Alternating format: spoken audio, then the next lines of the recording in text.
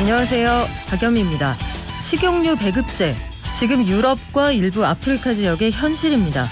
돈이 있어도 1인당 구매 개수를 제한하거나 수백 년 튀김 요리 레시피를 찜이나 구이로 바꾸는 나라도 있습니다. 러시아의 전쟁 범죄로 세계적인 곡창지대가 훼손돼서입니다. 우크라이나의 무고한 시민들이 희생되는 지금 고통받는 건 인류 모두 마찬가지입니다. 전쟁이라는 뜻의 워에다 리세션 할 때 세션을 붙인 워세션, 이런 단어가 등장한 이유입니다. 공급 충격은 한 해에 그치지 않을 거라는 전망이 나옵니다.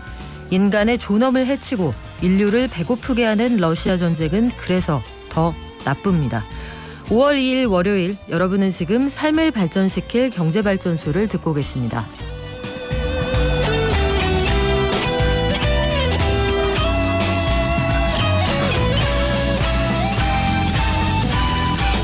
어제부터 유류세 인하폭이 종전 20%에서 30%까지 확대가 됐는데 이게 실제로 가격에 반영되는 데는 시간이 좀 필요하다. 이게 주유소들 입장입니다. 왜 그런지 들어보고요. 무역수지 2달 연속 적자입니다. 환율이 좀 걱정인데 앞으로 어떻게 될지 전망 함께 알아보겠습니다. 시중은행에서 대출, 주택담보대출뿐만 아니라 신용대출 만기도 좀 연장되고 있다, 이런 소식도 들어와 있고요. 오늘부터 새 정부의 인사들 본격적인 청문회 시작됩니다. 추경호 경제부총리, 또 여러 가지 부처 장관 후보자에 대한 청문회가 동시다발적으로 시작이 되네요. 이번 주에 발표되는 주요 경제지표까지 경향신문의 박병률 기자가 전해드립니다. 우리 증시 잠깐 들르는데요. 지난주 뉴욕 증시 좀 힘들었습니다. 어떤 상황인지 정리해드리고요.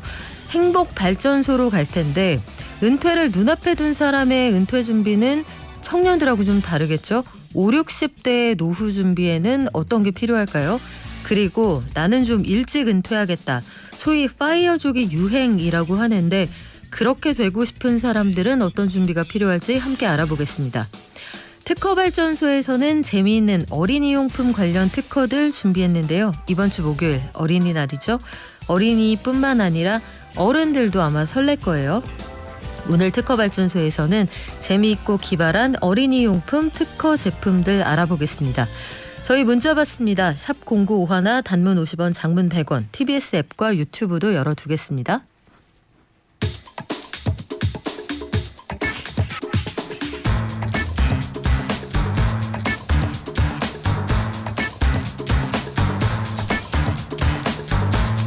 매일 아침 쏟아지는 경제 뉴스 핵심만 뽑아서 알려드립니다. 경제브리핑, 오늘은 경향신문의 박병률 기자가 전해드립니다. 안녕하세요. 네, 안녕하세요. 어제부터 유류세가 법정 최대폭까지 인하가 됐는데 네. 오늘 주유소 그 폴사인을 보니까 뭐 그다지 가격이 많이 내려간 것 같진 않더라고요. 네, 아마 주유소마다 좀 격차가 좀 클 겁니다. 그러니까 그 주요 정유사들의 직영점 같은 경우는 이미 가격을 내린 곳도 있고요. 네. 알뜰 주유소도 좀 내린 곳이 있고, 반면에 이제 일반적인 주유소들은 가격을 안 내렸다, 이렇게 보시면 될 텐데, 그러다 보니까 주유소마다 가격 차가 뭐 한 80원에서 100원까지 차이가 나는 곳 아마 오늘 보셨을 수도 있을 것 같습니다. 아까 말씀하신 대로 어제부터 유류세 인하 폭이 이제 기존의 20%에서 30%로 10%포인트 더 확대가 됐습니다. 이제 이러다 보니까 휘발유의 경우는 리터당 지난주에 비해서 83원, 경유는 58원, 그리고 LPG 부탄은 21원씩 이제 가격이 인하될 요인이 생깁니다. 아무래도 이렇게 가격이 떨어지면 체감적으로 기름 넣을 때 좀 마음 부담이 좀 떨어지죠. 그죠? 뭐 1,800원대, 1,700원대가 되면 그래도 좀 낫는데 왠지 1,900원, 2,000원대 가면 심리적으로 좀 부담이 많이 갑니다. 원래 유류세 인하 조치는 지난해 11월 10일부터 이제 한시적으로 20% 인하를 했었는데 지금 계속해서 유류 가격이 오르다 보니까 정부가 이제 10%포인트 더 확대를 지금 했습니다. 근데 앞서 말씀드린 것처럼 일단 지난주부터 어제부터 이제 적용은 됐습니다만 이게 이제 그 직영점들 한 전국에 한 760개 정도 되는데요. 이제 주요 정유사들의 이제 직영점과 그리고 이제 알뜰 주유소들은 일단 어제부터 바로 이제 가격에 반영을 한 곳이 많습니다. 하지만 이제 일반적인 주유소들은 이미 그 기존에 들어와 있던 그런 물량들이 있기 때문에 일단 요 물량들이 다 소진되고 나면 가격을 내리겠다 이러는데 그게 한 일주일 정도 걸릴 것 같습니다. 그래요. 소비자들은 아마 생각이 좀 다르시지 않을까. 항상 소진되는 데는 오래 걸리는 것 같고 반영되는 데는 얼마 안 걸리는 것 같고 이런 생각도 아마 하시는 분들이 많으신 모양이에요. 네. 의견들 많이 주시는데 요게 쉽지가 않습니다. 소비자한테 직접 지급은 정유사한테 그 기름에 붙는 세금을 미리 받아가는 부분이 있거든요. 그래서 이런 게 쉽지는 않다. 시중은행으로 가볼까요? 신용대출, 주택담보대출 만기가 늘어납니까? 네. KB국민은행의 경우에 지난달 29일부터 이제 분할 상환 방식의 일반 신용 대출 만기를 최장 5년에서 이렇게 10년으로 확대를 했습니다. 이와 함께 또 최근에 또 시중은행들이 그 주택담보대출 상품의 만기도 보통 이제 33년에서 한 35년인데요. 이걸 지금 최장 그 40년까지 지금 늘리고 있습니다. 이제 하나은행의 경우 5대 시중은행 중에서 가장 먼저 주택담보대출 상품의 만기를 이렇게 40년으로 연장을 했고요. 이제 신한은행과 이제 NH농협은행도 이달 중으로 이렇게 따라온다라고 하는데 이렇게 계속해서 은행들이 만기를 늘리는 이유, 지금 그 DSR이 지금 적용이 되고 있는데 네. 이 규제 하에서 대출을 더 받도록 하기 위해서입니다. 아무래도 이 그 원리금 상환, 총부채 원리금 상환 비율이 이제 DSR인데 이 만기가 길어지면 이 원리금을 상환해야 될 이 부담이 줄어들게 되죠. 그러면 이 DSR이 떨어지게 되고요. 그러면 조금 더 대출을 할 수 있다 보니까 이제 은행이 이제 이런 아이디어를 낸 것 같습니다. 지금 예상치를 한번 계산한 게 있는데요. 예컨대 이제 연봉 7천만 원을 받는 사람이 한 3억 원 정도 주택담보대출을 받았다고 가정을 해보겠습니다. 연금리 한 4%고 그리고 30년 이제 균등 분할 상환을 하는 이제 차주인데 만약에 5년 만기로 이 대출을 받을 경우에 대출이 가능한 이제 최대 액수는 제가 계산해 보니까 한 4,400만 원 정도 됩니다. 하지만 이걸 10년 만기로 신용대출을 받으면 7천만 원까지 대출이 확대가 되는데요.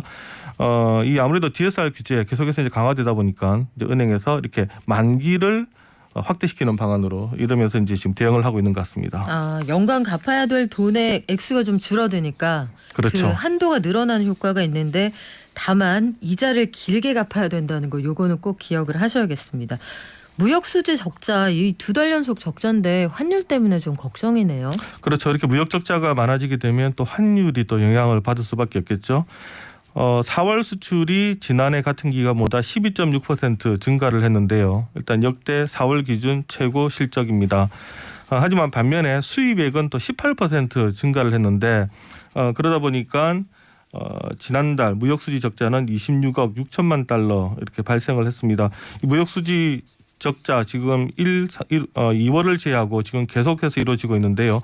아무래도 지금 에너지 가격의 증가율이 우리 수입 증가율보다 높다 보니까 이런 현상이 계속 지금 벌어지고 있는 것 같습니다.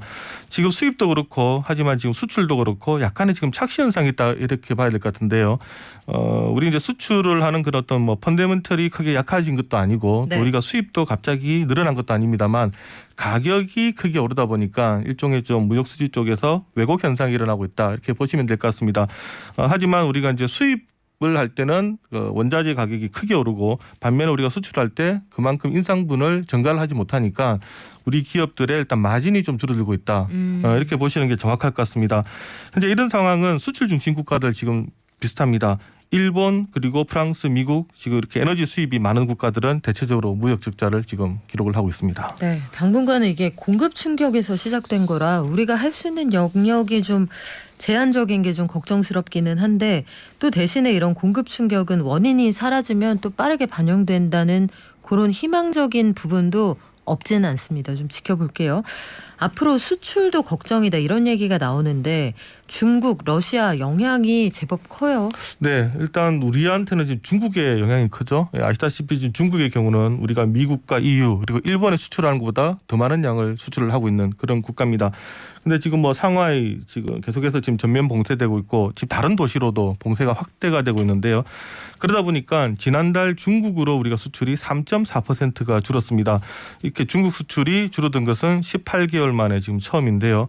계속해서 현지에 뭐 물류난 그리고 이제 현지 공장 가동 중단 이렇게 되다 보니까 특히 일반 기계와 철강 수출이 우리가 지금 많이 줄고 있습니다. 현재 이 봉쇄 조치 중국에서 우리가 상황을 봤었을 때 당분간 지금 계속이 될 것 같은데요. 그러다 보니까 중국 내에 지금 제조업 심리도 지금 사상 최저치로 지금 떨어지고 있습니다. 결국 우리 수출이 당분간 그 중국으로 향할 때 조금 어려워질 수 있다. 이제 이런 우려가 나올 수밖에 없을 것 같습니다. 이제 이와 함께 뭐 양 자체는 많지는 않습니다만 우크라이나 수출 그리고 러시아 수출도 지금 대폭 감소를 하고 있는데요. 러시아 수출의 경우도 뭐 전년 대비 지금 70% 넘게 줄고 있습니다. 특히 이제 러시아 쪽은 우리가 자동차라든가 철강 부품 이게 좀 주력 상품인데 거의 뭐 90% 이상 지금 감소를 하고 있습니다. 이 러시아 우크라이나 사태 해결이 빨리 되는 것이 또 우리한테는 좋을 것 같습니다. 그렇죠. 우리 장사해서 먹고 사는 나라인데 아직까지는 수요 대비 공급이 달려서 물가가 오른다 이게 걱정입니다만 만약에 물가가 계속 높은 상태로 유지되면 수요가 건드려질 가능성도 그렇죠. 있는 거잖아요. 네. 이 부분은 좀 주의가 필요할 텐데 새 정부는 그 여러 장관 후보자에 대한 인사청문회 오늘부터 시작을 하게 되죠? 네, 그래서 오늘이 중요하죠. 추경호 경제부총리 겸 기획재정부 장관 후보자에 대한 청문회가 오전 10시부터 이제 개최가 됩니다. 앞서 말씀하신 것처럼 지금 우리나라의 대외 그리고 대내 경제 여건이 좋지 못하다 보니까 빨리 경제수장이 이제 자리를 잡는 게 또 필요한 지금 그런 상황이기도 합니다. 아마 오늘 인사청문회에서는 여러 가지 이제 의혹들이 제기가 되고 또 여기에 대해서 해명을 해야 될 겁니다. 일단 먼저 나올 것으로 보이는 게 그 론스타 헐값 매각 논란이 제기가 될 가능성이 큰데요. 이 과거에 이제 론스타를 매각하는 과정에서 이제 추경호 후보자의 경우에 주요 위치에 있었습니다. 2003년에는 재정경제부 은행제도과장으로 근무를 했었고요. 또 2012년에 론스타가 외환은행을 하나금융지주에 매각했을 때 그 당시에는 금융위원회 부위원장이기도 했습니다. 그렇기 때문에 이제 이 사건에 대해서 시민단체를 중심으로 어떤 의혹이 있었던 것 아니냐 제대로 한번 해명해봐라 지금 이렇게 요청을 하고 있고요. 그리고 또 최근에 비정규직으로 있었던 이제 자녀가 무기계약직 이제 전환하는 과정에서 아빠 찬스 의혹이 지금 나와 있습니다. 네. 추 후보자의 경우는 문재인 정부가 비정규직의 정규화를 할 때 좀 비난을 했었거든요. 근데 어쨌든 그 딸은 1년 만에 이제 비정규직에서 정규직으로 공공기관에 그렇게 채용이 되다 보니까 지금 현재 그 민주당의 공세가 강할 수밖에 없을 것 같습니다. 그리고 또 7년 사이에 이제 재산이 28억 원이 불어났는데 이 부분에 대해서도 추궁이 나올 것 같고요. 이제 이와 함께 아무래도 이제 새 정부의 경제 정책에 대한 질의도 많이 나올 것 같습니다. 특히 그 인수위가 뚜렷한 어떤 이제 경제 정책에 대한 구체적인 안을 제시를 안 한 것들이 많기 때문에 네. 여기에 대해서 아주 집요하게 이제 물을 것 같은데요. 지금 사병 월급 200만 원 지급하는 부분에 대해서도 지금 추 후보자가 제출한 서면 답변서를 보면 조금 좀 다른 의견을 제시한 게 있습니다. 이 적절한 보상은 필요하지만 이 전체 재정 운영 여건과 부사관 초급 장교 이분들과의 이제 보수 역전 같은 이런 것들도 종합적으로 고려를 해서 합리적인 방안을 검토하겠다 이렇게 지금 밝힌 게 있고요. 주식 양도세 폐지 그리고 가상자산 이제 과세에 대해서도 이 소득이 있는 곳에 과세라는 그 조세 원칙이 있는데 그런 부분 그리고 또 국내 주식 시장을 둘러싼 여러 가지 불확실성 또 투자자들이 수용할 수 있는지 여부 투자자 보호 장치 이런 것들을 좀 종합적으로 고려해야 된다 이런 또 말을 했거든요. 그래서 여기에 대한 입장이 무엇인지 또 추궁이 나올 것 같습니다. 그리고 이제 무엇보다도 이제 코로나19 소상공인 손실보상과 관련되어서 지금 인수위가 그저께 이제 33조 1,000억 원을 취임 즉시 우리는 지급할 계획이다 이렇게 밝혔는데 네. 그러면서도 재원을 어떻게 마련할 건지 얘기가 없었습니다.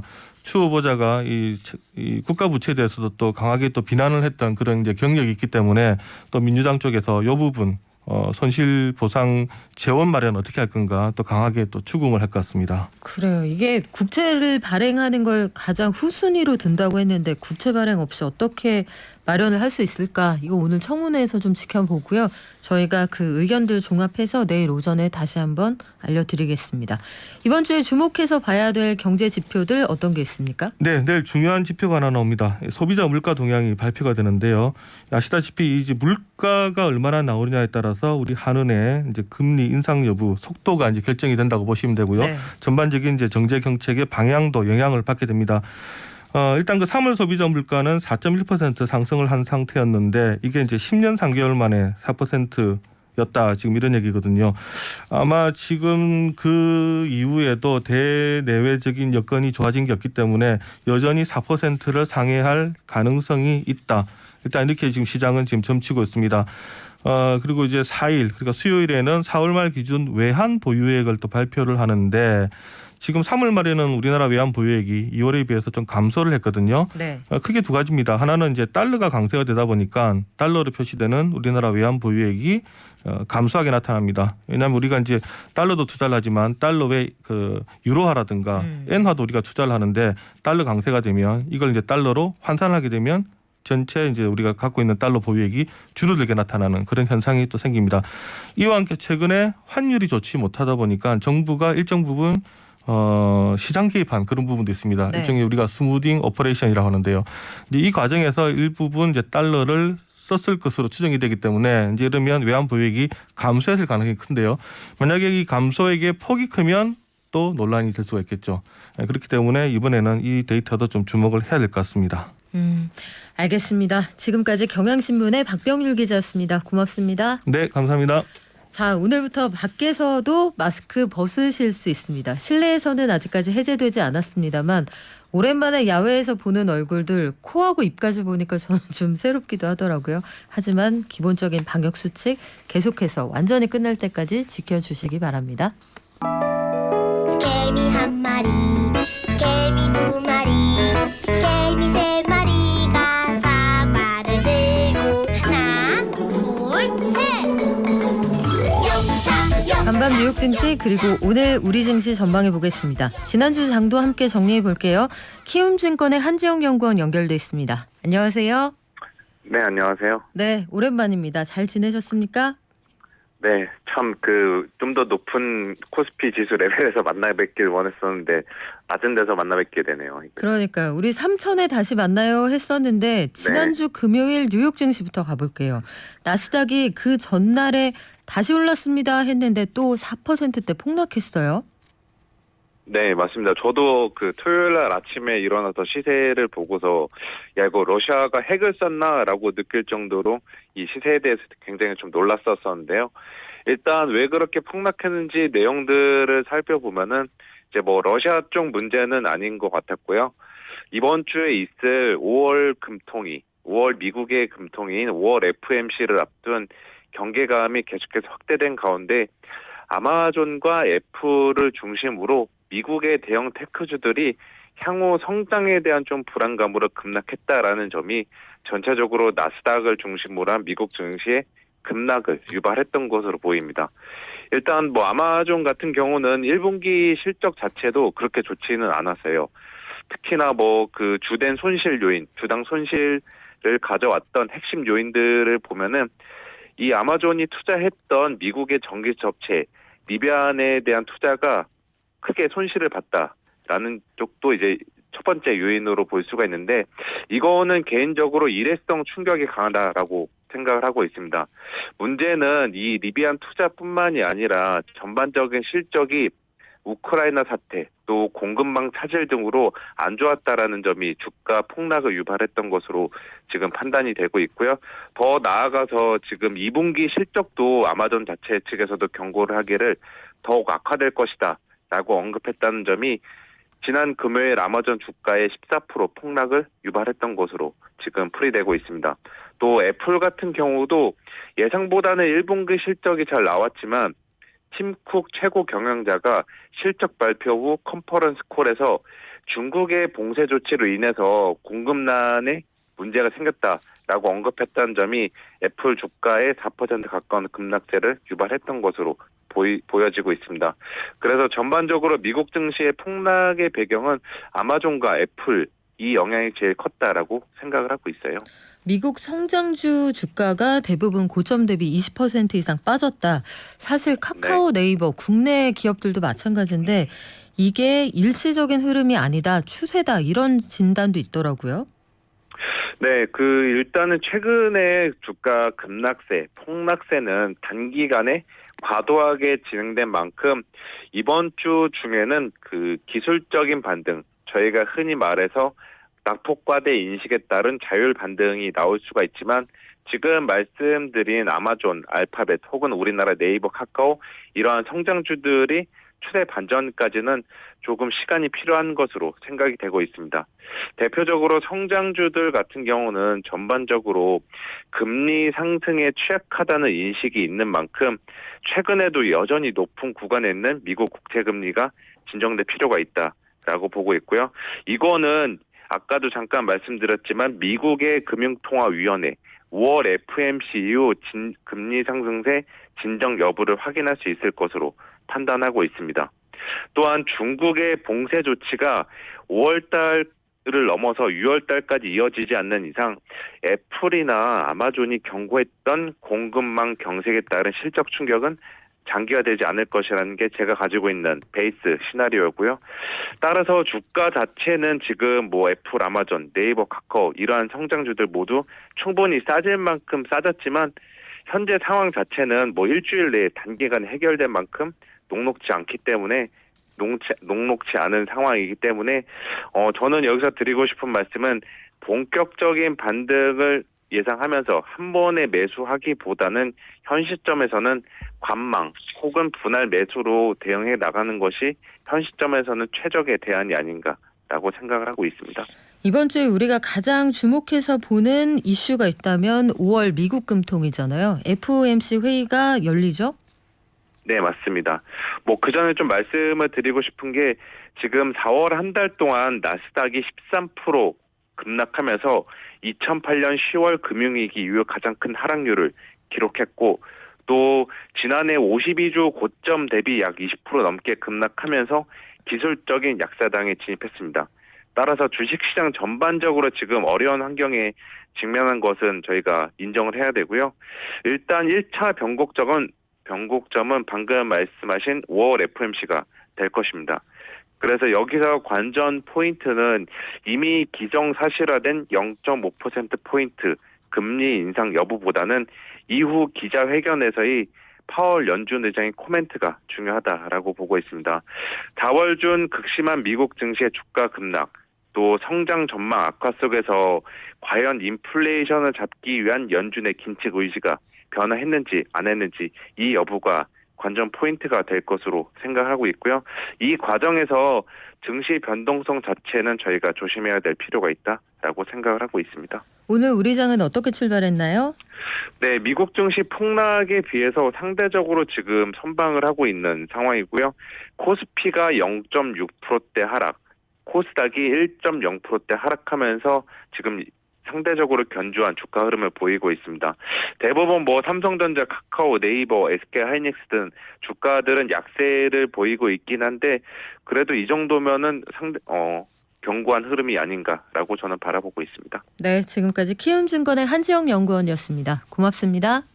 네, 감사합니다.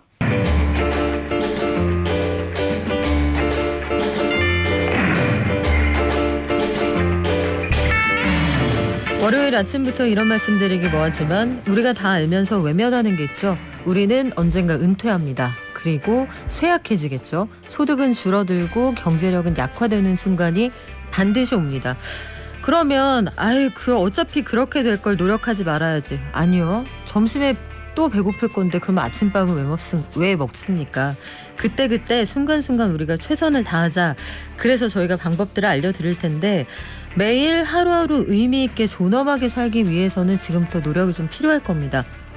그리고 일찍 은퇴하려고 준비하는 젊은이들이 제법 많아졌거든요.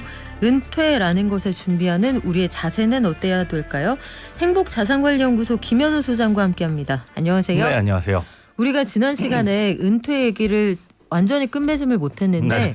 사실 이런 생각이 들더라고요. 청년 그리고 한 중년까지는 시간이 좀 있잖아요. 예. 그런데 내가 정말로 은퇴를 목전에 두고 있는데 여러 가지 사정 때문에 나는 준비를 못했다. 예. 이때는 이게 정말 현실이라고요. 이때 그렇죠. 준비는 어떻게 합니까? 그런데 대부분 그런 분들이 많으세요. 그러니까 준비라고 딱히 못 하고 계시다가 이제 코앞에 두고 5년 후면 이제 직장에서 나가야 되네. 뭐 당장에 내년에 퇴직이네. 이거 어떡하지 내 노후는? 이라고 고민하시는 분들이 상당히 더 많거든요. 그런데 지금 와서 뭘 사실은 할 게 없습니다. 준비라고 하는 것보다는 선택지가 많이 줄었죠. 그래서 이제껏 해온 걸 조금 다듬는다라는 개념으로 보시면 될 것 같고 실제로 그렇게 은퇴를 목전에 정년을 목전에 두신 분들이 하실 수 있는 일과 꼭 해야 되는 일은 뭐냐면 생활 형편이 여롭지 못할수록 얼마를 써야 되는지를 아주 구체적으로 파악을 하셔야 돼요. 한 달 생활비가 얼마 들어가는지. 그런데 안타깝게도 그런 분들께 한 달 생활비 얼마 쓰세요라고 여쭤보면 이상하게 공통적으로 나오는 말씀이 뭐 공과금 얼마 들어가고요. 카드값 얼마요라고 이렇게 뭉뚱그려서 표현을 하시거든요. 모르는구나. 그렇죠. 우리가 네. 카드로 쓸 수 있는 건 사실은 거의 전부입니다. 카드로 결제가 안 되는 것들이 없죠. 그렇죠. 네. 네. 그런데 카드값 얼마요라고 하는 건 그 안에 식비가 있을 수도 있고 뭐 의료비가 있을 수도 있고 의류비가 있을 수도 있고 여러 가지가 섞여 있는데 그걸 카드값 얼마요라고 하게 되면 내가 어느 분야에 어느 항목에 어떤 것을 얼만큼 쓰는지를 구별할 수가 없어서 뭘 줄일 수 있는지가 눈에 안 보여요. 그러면 이제 매달 똑같죠. 아껴 쓰려고 하는데 왜 돈이 안 줄지?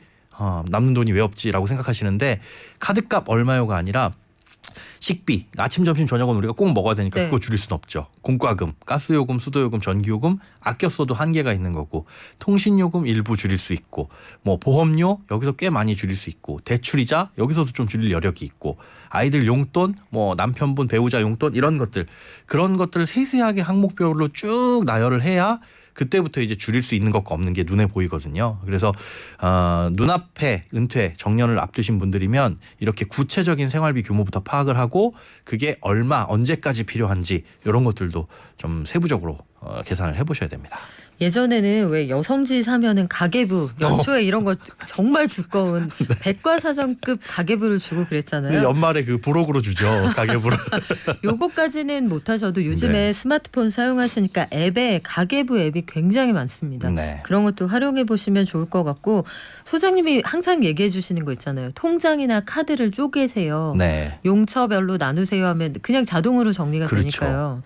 그런 방법도 있을 텐데 지난 시간에 쓸데없는 보험료 같은 거 줄이셔야죠라고도 말씀을 해주셨어요. 맞습니다. 은퇴 앞둔 분들은. 네. 근데 어떤 게 쓸데없는지를 꼽아보라고 하면 내가 보기에는 이건 이래서 쓸 때가 있고 저건 저래서 쓸 때가 있거든요. 네. 그 기준이 뭡니까? 이게 사실은 쓸데없다고 생각을 했으면 그때 줄였어야 되는데 그때 줄이지 못하고 계속 끌고 온 것들이 많이 있어요. 왜냐? 가장 큰 이유는 보험은 중간에 해약을 하면 손해보니까 네. 아 이거 어떡하지 하고 있다가 시간이 지나고 계속 손해만 커지는 것들이 많거든요. 그중에 가장 큰 게 이제 보장성 보험료.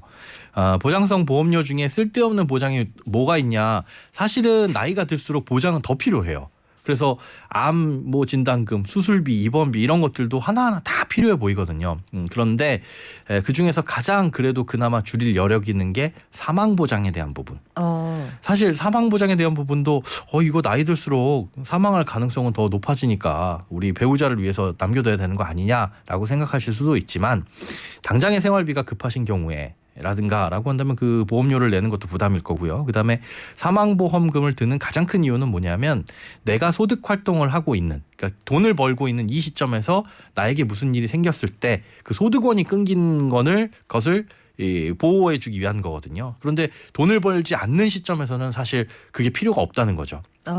어떻게 보면 발상의 전환인데요. 예, 돈을 벌지 않으면 네. 그만큼 사망보험금은 필요가 없는 실제로 돈을 벌지 않는 구간에 있어서 내가 쓰는 돈은 사실 지출이 더 커지는 거지 소득이 늘어나는 건 아니잖아요. 그래서 그런 사망보험 같은 걸 금액을 줄이거나 아니면 기간을 단축시키거나 하는 방법들도 있거든요. 뭐 종신보험에 그런 것들이 많이 있는데 그런 것들을 좀 줄여 나가는 게 가장 먼저. 그리고 뭐 대출 이자나 이런 부분들도 보험을 해약하게 되면 나오는 해약환급금도 있으니까 그걸로 갚으시면 되고 그다음에 해약보다는 불필요한 특약이 있다고 한다면 그 특약을 줄이거나 금액을 줄이는 것도 먼저 판단을 해보셔야 됩니다. 좀 전에 이 사망보험금 말씀을 드렸지만 내가 경제활동할 때는 뭐 2억 3억 필요했어. 하지만 은퇴하고 나니까 또 애들 다 독립하고 나니까 그거 물론 배우자에게 남겨주면 좋지만 우리 생활비가 없다. 그러면 2억 3억 되어 있는 사망보험금을 줄여주세요. 1억으로 뭐 5천만 원으로 이렇게 하면은 그만큼 그에 해당하는 해약환급금이 일부 발생하기도 하고요.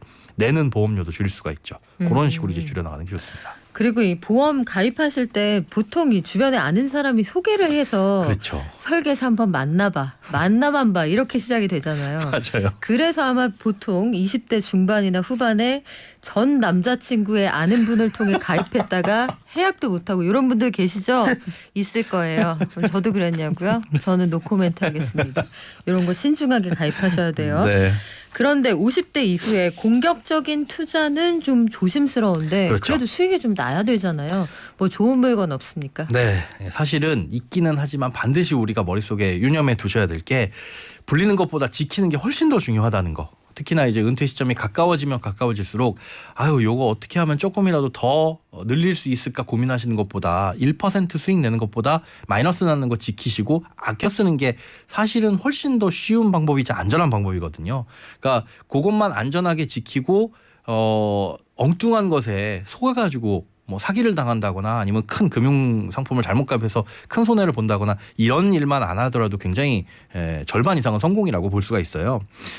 그런데 나는 그래도 은행 예금 적금보다는 조금 위험을 감수하면서 수익을 좀 늘리고 싶다라고 한다면 이제 할 수 있는 것들이 배당을 좀 많이 해주는 주식들이나 아니면 리츠라든가 인프라에 투자하는 그런 이제 주식이나 ETF 같은 경우에는 주가의 변동성은 그렇게 크지 않은데 그렇게 재미가 없죠. 대신에 이제 배당이 조금 더 많이 나오는 한 5에서 6% 정도의 배당 수익률을 보이는 ETF나 주식들도 있어요. 이런 것들도 관심을 가지시고 전 재산을 거기다 다 넣으시는 게 아니라 내가 가지고 있는 자산 중에 일부 요 정도는 그래도 한 3, 4년 정도는 뭐 변동이 있더라도 상관없어 네. 하시는 정도만 넣어두시면 거기에서 이제 발생하는 배당 소득으로 이 소득을 충당하시라는 게 아니라 배당 소득을 재투자하면서 조금 더 수익률을 올릴 수 있는 방법이다. 이렇게 보실 수가 있겠죠. 그러면 여기에서 좀 안전한 자산을 일부 놔두고 포트폴리오를 다양하게 구성을 좀 하시면서 그렇습니다. 사실 제가 개인적으로 제일 중요하다고 생각하는 건 끊김없는 현금 소득이거든요. 가장 좋죠. 이 일을 계속하는 게 제일 중요하지 않아요? 네, 이게 가능하다면 저는 하시라고 말씀을 드리고 싶어요. 그러니까 여러 가지 측면인데 생활비 부담도 훨씬 더 덜 수 있고요. 그다음에 은퇴를 하신 분들도 상담을 해보면 처음에 한 달, 두 달은 쉰다라는 개념이지 그다음에 지겨워서 죽겠더라. 뭘 해야 될지 모르겠더라. 그래서 네. 일을 찾으시게 되는데 이게 취미 겸 그리고 뭔가 이 여가 생활을 또 즐길 수 있을 만한 용돈을 벌 수 있는 뭐 그런 생활비까지는 아니더라도 그런 직장에 들어가시면 가장 좋은 거고 그다음에 그렇게 근로소득을 발생시키는 게 또 좋은 점은 뭐냐 하면 건강보험료 부담을 좀 줄일 수 있다는 점입니다. 이게 건보료 부담이 직장 가입자에서 지역 가입자로 전환되게 되면 물론 임의 계속 가입이라는 제도 때문에 3년 동안은 유지가 되겠지만은 그렇지 않으면은 지역 가입자로 전환됐을 때 보험료 부담이 굉장히 커질 수 있거든요. 네. 그런데 월급을 좀 조금만 받더라도 직장 가입자로 들어갈 수 있으면 그 건보료 부담을 굉장히 많이 줄일 수가 있어가지고 가능하다면 뭐 크게 수입이 늘지는 않더라도 직장 가입자 근로자로서 들어갈 수 있는 직업을 찾을 수 있다면 그걸 적극적으로 권해드리고 있긴 합니다. 미리미리 준비를 좀 하시는 게 좋겠죠. 그리고 그렇죠. 최근에 보니까 덕업일치가 많더라고요. 좋아하시는 일을 취미로 하다가 그게 생산활동이 되는 경우가 있는데 네. 은퇴 이후에는 생활비 부담이 좀 줄어드니까 맞습니다. 여기에서 어느 정도가 될 거냐 요거 꼼꼼히 따져보실 수 있을 텐데 마지막으로 네. 50대 이후의 나이에 내가 은퇴를 앞두고 노후 준비하는 분들에게 반년간의 경험에서 나오는 조언 한다면 뭐가 있을까요? 제가 노후가 돼본 건 아니지만 많은 분들의 컨설팅을 많이 네, 하셨죠. 그러다 네. 보니 이제 간접 경험으로 해보니까 사실은 이제 노후 준비를 하면서 구간을 나누시는 게 가장 중요합니다. 그러니까 1구간, 2구간으로 크게 두 가지 구간으로 나누는데 보통 이제 55세에서 65세 요 사이를 1구간, 길게는 70세까지도 1구간으로 보고 그 이후를 이제 2구간으로 보는데 1구간에서는 지출이 줄지는 않아요. 그러니까 자녀가 독립을 안 할 가능성이 높은데 네. 반면에 나는 퇴직해서 소득이 줄어들거든요. 그래서 그 1구간 사이에서는 그 부족한 부분 조금 전에 생활비는 줄지 않는데 소득이 줄어가지고 마이너스 나는 요 부분을 어떻게 충당을 할 것인지 요걸 좀 꼼꼼하게 따져서 준비를 하셔야 되고 이 구간에서는 생활비가 급격하게 줄어듭니다. 그러니까 우리가 연세가 드시다 보니까 활동도 줄어들고 그러다 보니까 지출되는 항목들도 줄어들어서 이때는 거의 국민연금, 그러니까 65세 이후로 나오는 그런 공적연금들로 생활을 하실 수 있는 경우들이 많이 있기 때문에 그 구간은 조금 더 여유로워진다. 그래서 그때 들어갈 수 있는 생활비가 뭐가 있는지 또 필요한 크게 들어갈 뭐 목돈들은 뭐가 있는지 이런 것들을 1구간, 2구간 나눠가지고 좀 준비를 하시는 게 좋을 것 같습니다. 네, 그리고 연금 든든하게 준비하시면 좋다는 말씀을 뭐 저희가 반복적으로 드렸는데 우리 또 이 이불 몽땅님, 저 지금 국민연금공단에 와서 추납하고 나왔습니다 오. 하셨어요. 아, 참 잘하셨습니다. 예. 여유 되시면 추납해서 이 든든하게 불려두시면 나중에 분명 힘이 되거든요. 이불 몽땅님, 제가 아이디에서 유추해 보건데 이부몽땅을 아는 세대시군요. 대략 제가 연식이 짐작이 됩니다. 아, 되게 훌륭한 연예인이었죠. 그래요. 그런데 여기까지는 이제 정말 노후를 앞둔 분들의 준비란 말이에요. 네. 하지만 요즘에는 MZ세대가 굉장히 빠르고 인생 설계하는 방식이 좀 달라졌어요. 네. 나는 파이어족 할 거야. 파이어족이라는 게 대체 뭐길래 이렇게들 얘기를 합니까? 파이어족, 불족, 이제 이러시기에요. 불족발 아니고요. 네. 이 파이어족의 FIRE 이 파이어족은 네. FI는 Financial Independence. 거기에서 이제 FI를 딴 거고요. 그다음에 RE는 Retire Early. 그러니까 은퇴를 좀 조기에 하겠다. 금융적인 은퇴를 좀 조기에 하겠다. 경제적 독립을 일찍 해서 빨리 나는 은퇴를 하고 싶다라는 건데요. 여기에 이제 핵심은 사실은 내가 하기 싫은 일을 언제까지 이렇게 할 것이냐. 네. 빨리 집중해서 빨리 끝내놓고 그 다음에는 여유를 찾겠다라는 거예요. 방학이 길면 한 2달 정도 방학이 있는데 정말 하기 싫은 방학 숙제를 매일 하루에 조금씩 30분씩 하는 것보다 네. 진짜 일주일 동안 열심히 몰아서 다 해놓고 나머지는 쉬겠다. 이런 개념과 비슷하거든요. 우리 집에 와보신 것 같아요. 그냥 사람마다 아유 네. 나는 싫어. 그리고 싫은 일은 뒤에 밀어서 할 거야 하시는 분들도 있겠지만은 그쵸. 네. 이 파이어족의 핵심은 그렇기 때문에 내가 하고 싶은 일을 나중에 이 심도 있게 밀도 있게 하기 위해서 지금 하기 싫은 일을 한다. 그래서 지금 극단적으로 저축해서 돈을 모은 다음에 빨리 은퇴를 하겠다라는 게 사실은 핵심이에요. 그래서 거의 뭐 소득의 70% 이상을 다 저축으로 몰아넣고 정말 최소한 필요한 지출만 쓰면서 살다가 일찍 은퇴를 하고 나머지 모은 돈으로 은퇴를 앞당기겠다. 뭐 이런 게 파이어족의 핵심이라고 보시면 됩니다. 근데 그 트렌드가 몇 년 사이에 많이 변했다 이런 생각이 드는 게 네. 한 3, 4년 전만 해도 오늘만 산다더니 욜로라면서요. BTS 노래에도 있잖아요. 욜로. 그런데 왜 그 미리미리 준비하는 사람들이 많아졌습니까? 이게 또 유행이고 또 트렌드인 것 같아요. 그런데 문제는 그때그때 그 유행을 맞춰서 따라가다 보면 이것도 아니고 저것도 아닌 게 돼버리는 욜로도 사실은 배짱이 같은 거잖아요. 야 우리 인생 언제 죽을지 모르는 건데 지금을 즐기자라고 했는데 가장 큰 단점 언제 죽을지 몰라라고 했는데 인생이 생각보다 길더라. 정말 길더라. 그래서 네. 지금 모든 걸 즐겼더니 어설프게 즐기고 나중에 가서 너무 고통스럽더라. 큰일 나더라. 네, 그래서 네. 이제 욜로는 어느 정도 해보니까 다들 후회하고 돌아오시는 분들이 많이 있어요. 근데 파이어족은 지금 유행을 하는 게 그렇게 해서 경제적인 부를 축적해서 젊은 나이에 좀 즐기다 보니까 욜로보다는 조금 늦은 나이긴 하나 그래도 여유롭게 살면서 즐길 수 있는 나이에 뭔가 즐기더라. 이런 식으로 좀 트렌드가 바뀌어가는 거죠. 그러면 나도 파이어족이 되고 싶다라고 네. 생각하는 20, 30대가 이 방송을 듣는다면 얼마 있어야 이거 할 수 있어요? 사실은 답이 없습니다. 왜냐하면 다른 사람들의 생활비는 뭐 예를 들어 한 달에 뭐 300만 원이라고 하더라도 내 생활비가 얼마인지는 다른 거고요. 그다음에 그게 혼자 사느냐 아이를 키우면서 사느냐에 따라 다릅니다. 근데 일반적으로 파이어족이라고 한다면 40대에 은퇴하는 걸 얘기하고 있어요. 40대라고 한다면 지금 박연미 앵커님이나 저의 나이거든요. 지금 은퇴를 하고 네. 나머지 5, 60년 되는 생활을 살아가려면 필요한 돈이 얼마입니까? 라고 저는 물어보면 안 돼요. 저도 안 돼요. 한창 벌어야 될 나이입니다. 큰일 납니다. 아무리 많이 모아놨어도 그 모아놓은 돈이 야 이거 써도 안 줄어드네 할 정도의 돈이 아니면 네. 그 정도의 돈이 아니면 네. 물론 이제 통계치는 있어요. 어느 정도 모아야지 이 파이어를 할 수 있습니까라고 하는 거에 뭐 평균적으로 13억 7천만 원이 필요하다라는 얘기들도 있지만 사실은 그건 평균적인 얘기고 다른 사람들의 얘기지 각자의 삶과는 전혀 다른 거니까 그 금액을 목표로 잡았다간 또 서울에서 사는 사람, 지방에 사는 사람 다르잖아요. 네. 그래서 개인적으로 어느 정도의 돈이 필요한지는 다 각자 다르니까 그걸 바탕으로 준비를 하셔야 된다라고 볼 수 있습니다. 그래요. 사실 파이어족 할 거 아니라도 내가 만약에 통장에 뭐 13억 7천만 원이요? 이거 꽂혀 있으면 그냥 든든할 것 같은데. 든든하게 하죠. 근데 지역에 따라서 생활비가 다르다 이런 것도 고려를 그렇죠. 해보시는 게 좋은 게요. 그 수도권일 때보다 지역으로 갈수록 차량을 선택할 때 본인 선택지가 늘어난다고 말씀하신 분들이 계세요. 생활비 차이가 많이 예. 나니까 기름값도 상대적으로 차이가 좀 나고 그렇죠. 이런 것들을 고려하시면 될 텐데 방법이 되게 많더라고요. 네. 뭐 우리나라 파이어족의 특징이 있다 해서 몇 단계의 법칙, 뭐 무슨 비밀 이런 거 많잖아요. 그런 비밀 좀 몇 개 알려주세요. 이게 그런 것들이 있으면 참 사실은 좋을 텐데 정리해 놓은 것들이 있기는 있습니다. 네. 그런데 그걸 마치 정답인 것처럼 내가 실제로 이행을 하기에는 안 맞을 수도 있는 거니까 어느 정도 그냥 참고만 하셔라. 실제로 파이어족이 되신 분들이 정리해 놓은 단계로 보자면 일단 파이어족이 되고자 하는 목표를 세우고 자신 상황에 맞춰서 이 파이어족 시나리오를 만든다라는 네. 겁니다. 그러니까 앞서 말씀드린 거나 마찬가지죠. 나는 몇 살에 은퇴할 거야라는 정확한 계획을 세우되 그때는 매월 생활비가 얼마나 필요하겠지? 그리고 내가 그 파이어를 함에 있어서 하고 싶은 일이 뭔지 만약에 여행을 다니는 게 내가 하고 싶은 일이다라고 한다면 그 여행에 들어가는 비용이 있을 것이고요.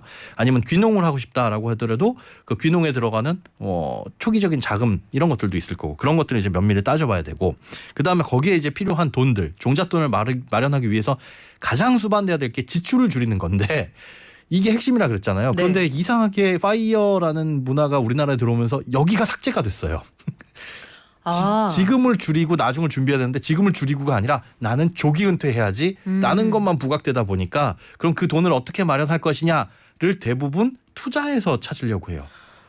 그러다 보니 코인에 그렇군요. 몰빵, 뭐 네. 주식에 몰빵했다가 수익이 잘 나던 작년 재작년 같은 경우에는 누구든 좋았죠. 그런데 그러지 않는 시기가 오다 보니까 다들 이제 힘들어할 수도 있다라는 겁니다. 그래서 그 지출을 줄이는 게 1번이고 그 다음에 지출을 줄이는 게 한계가 있다면 이제 수입을 늘리는데 집중해야죠. 그게 이제 3단계입니다. 내가 하고 있는 내 일에서 성공하기 위해서 노력하는 건 기본이고 그 다음에 추가적인 여유가 있다면 이직이나 아니면 커리어를 쌓을 수 있는 뭐 다른 것들 혹은 투잡이나 쓰리잡 정도도 몸이 힘들어도 감당할 수 있을 그런 이제 노력도 필요하고요. 마지막에 필요한 게 이제 투자입니다. 그 돈들을 얼마나 더 효율적으로 불릴 수 있느냐. 네. 그 효율을 높이는 건데 좀 전에 말씀드린 것처럼 우리나라 파이어족의 대부분이 이 투자에만 집중해가지고 쓰는 돈은 그대로 쓰고 나는 투자로 돈을 벌 거야라고 하다 보니까 이제 엉뚱한 일이 생겨버리게 되는 거죠. 다이어트랑 비슷하네요. 먹는 거 다 다이어트가 운동 되게 열심히 해도 살찔 때 있잖아요. 그렇죠. 많이 먹고 운동 열심히 한다. 그냥 건강한 꺼질 수 뚱뚱이가 된다고. 그래요. 각자의 선택이긴 합니다만 네.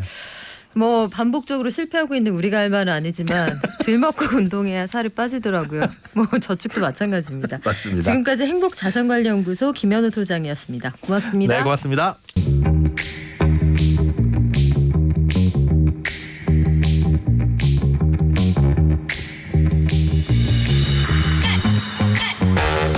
이번 주에 어린이날이 있습니다. 회사들도 그동안 멈췄던 산행사 이런 거 다시 시작하고 있고요. 지난 주말에는 SK 계열사가 한 랜드를 빌려서 또 화제가 되기도 했었는데 가정의 달 5월 시작된 이후에 어린이날 선물 고르는 분들도 많았죠. 특허에서도 이 어린이들의 용품에 관련된 특허가 제법 많거든요.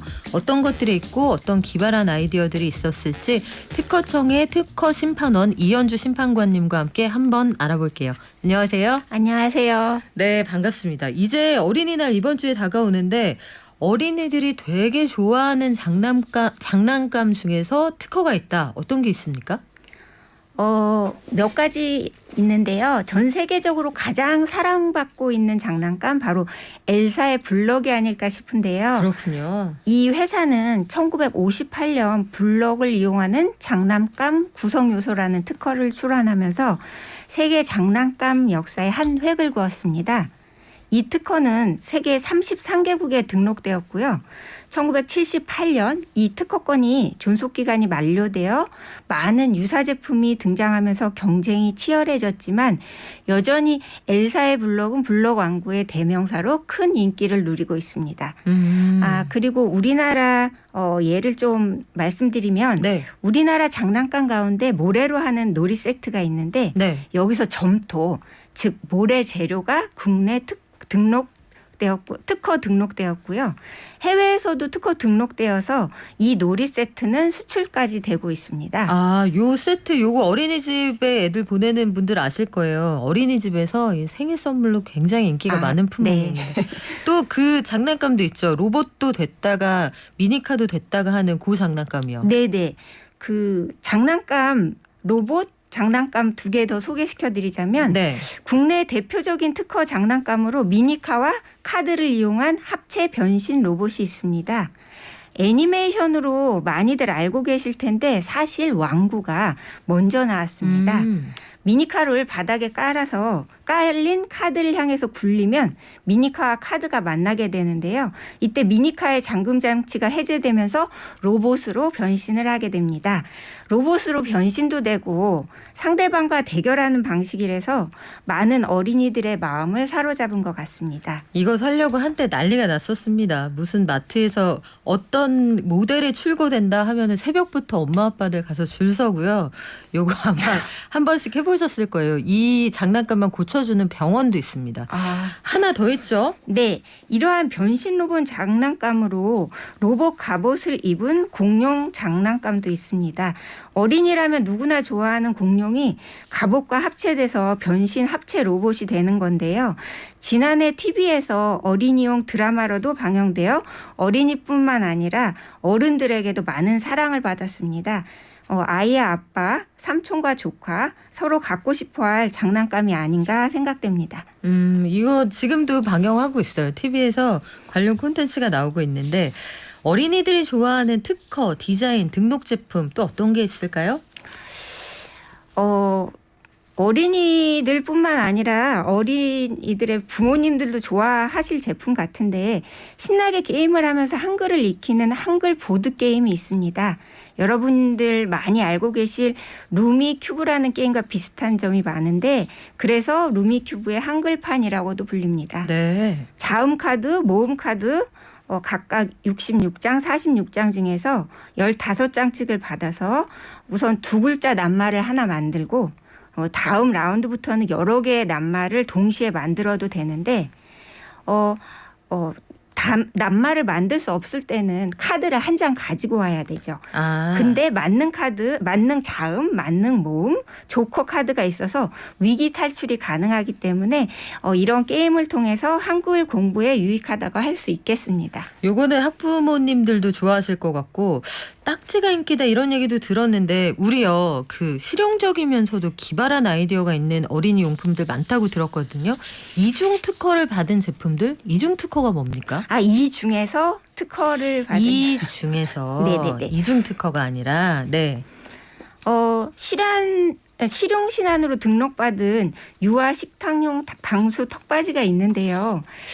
그 아이 특히 유아가 흘리는 침이나 음식물이 옷이나 바닥에 떨어지지 않도록 그 턱받이와 식탁보를 하나로 만든 겁니다.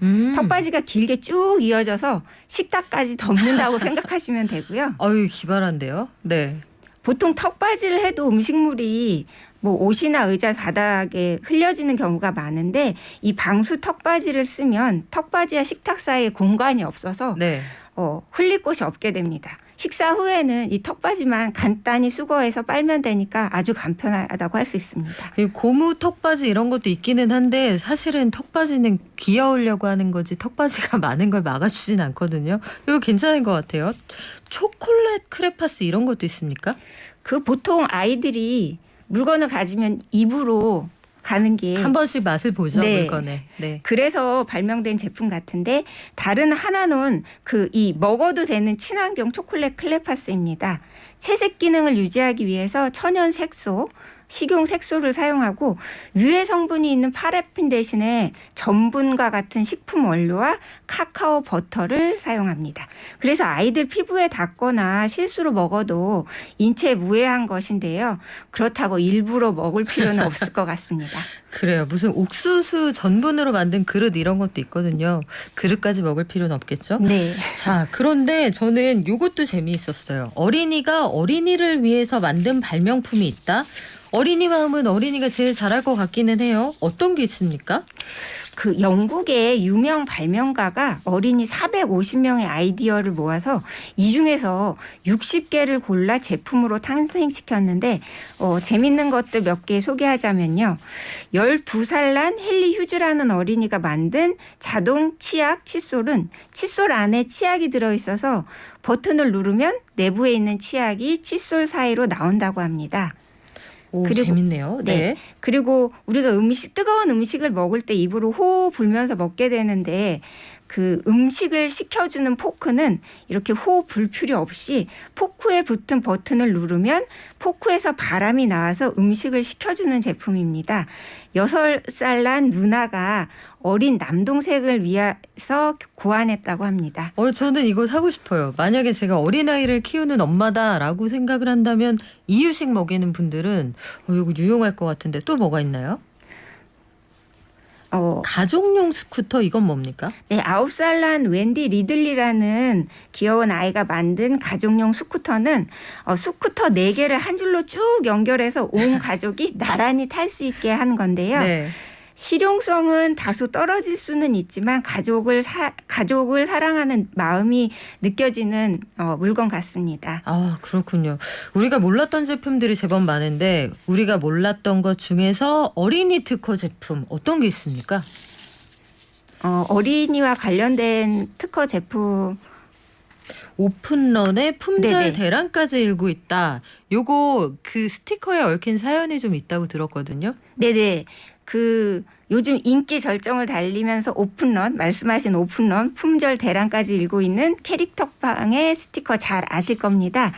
떼었다 붙였다 할 수 있다고 해서 띠부실이라고도 하는데요. 이 스티커는 전량 국내 스티커 업체에서 생산합니다. 이거 띠부띠부실. 네네네. 띄었다 붙였다 해서 띠부띠부예요. 네. 바로 이 스티커가 숨겨진 특허 제품인데요. 여러 번 뗐다 붙였다 해도 흔적이 남지 않아서 이 기술을 비롯해서 입체감을 갖는 그림 등 45가지의 특허가 들어있다고 합니다. 띠부실 모으실 때 이것도 누군가의 노력과 특허 기술이 들어간 거구나 하고 생각하시면 새롭게 보이실 것 같습니다. 아, 그렇군요. 재미있는 특허들이 많은데 사실 가져오신 것 중에 요런 물건이 있구나 해서 신박한 게 많습니다. 우리 나중에 다시 한번 시간 내서 재미있는 특허 제품도 한번 다시 알아볼까요? 네. 고맙습니다. 지금까지 특허청의 특허심판원 이현주 심판관이었습니다. 고맙습니다. 고맙습니다. 자, 여러 가지 의견도 주시네요. 이 크레용이라는 초콜릿 저도 생각이 납니다. 손가락에 끼우는 그 삼각형 원뿔 모양 그거 얘기하시는 거죠. 영어 이름도 생각이 나네요. 무슨 스파이럴 이랬던 것 같은데 한국의 포스트잇 띠부띠부씨. 공감합니다. 전 처음에 왜 띠부띠부라고 지었는지 몰랐는데 이 어린이들은 바로 알아듣더라고요. 저만 모르고요.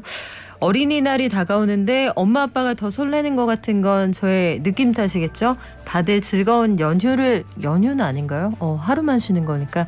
자, 저희 내일도 즐거운 소식으로 돌아올 테니까요. 다 9시에 다 여기 다시 모이시는 거예요. 건강하십시오. 발전.